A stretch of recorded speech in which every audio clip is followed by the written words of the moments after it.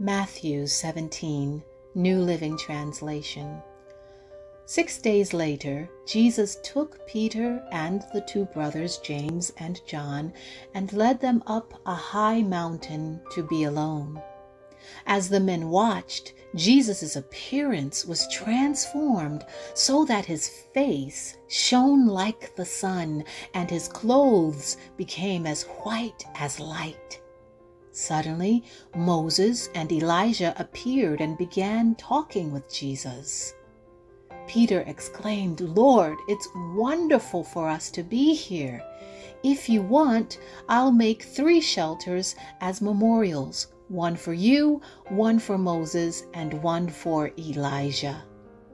But even as he spoke, a bright cloud overshadowed them, and a voice from the cloud said, "This is my dearly loved Son, who brings me great joy. Listen to him." The disciples were terrified and fell face down on the ground. Then Jesus came over and touched them. "Get up," he said. "Don't be afraid." And when they looked up, Moses and Elijah were gone, and they saw only Jesus. As they went back down the mountain, Jesus commanded them, "Don't tell anyone what you have seen until the Son of Man has been raised from the dead." Then his disciples asked him, "Why do the teachers of religious law insist that Elijah must return before the Messiah comes?" Jesus replied, "Elijah is indeed coming first to get everything ready. But I tell you, Elijah has already come, but he wasn't recognized, and they chose to abuse him.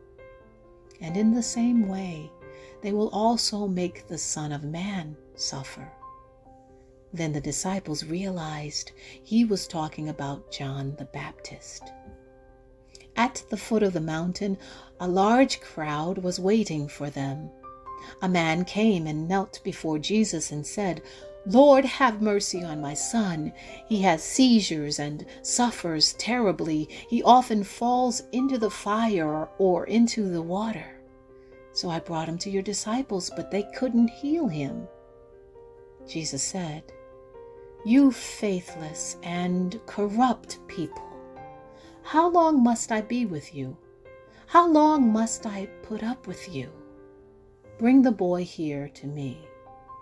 Then Jesus rebuked the demon in the boy, and it left him. From that moment, the boy was well. Afterward, the disciples asked Jesus privately, "Why couldn't we cast out that demon?" "You don't have enough faith," Jesus told them. "I tell you the truth. If you had faith even as small as a mustard seed, you could say to this mountain, 'Move from here to there,' and it would move. Nothing would be impossible." After they gathered again in Galilee, Jesus told them, "The Son of Man is going to be betrayed into the hands of his enemies. He will be killed, but on the 3rd day he will be raised from the dead." And the disciples were filled with grief.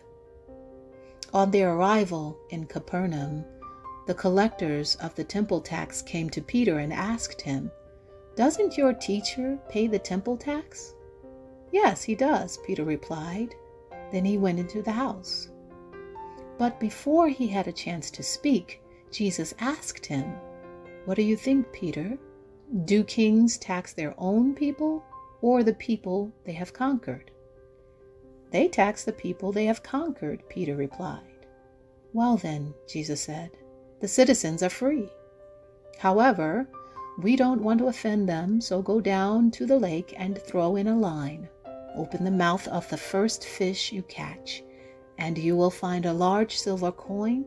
Take it and pay the tax for both of us."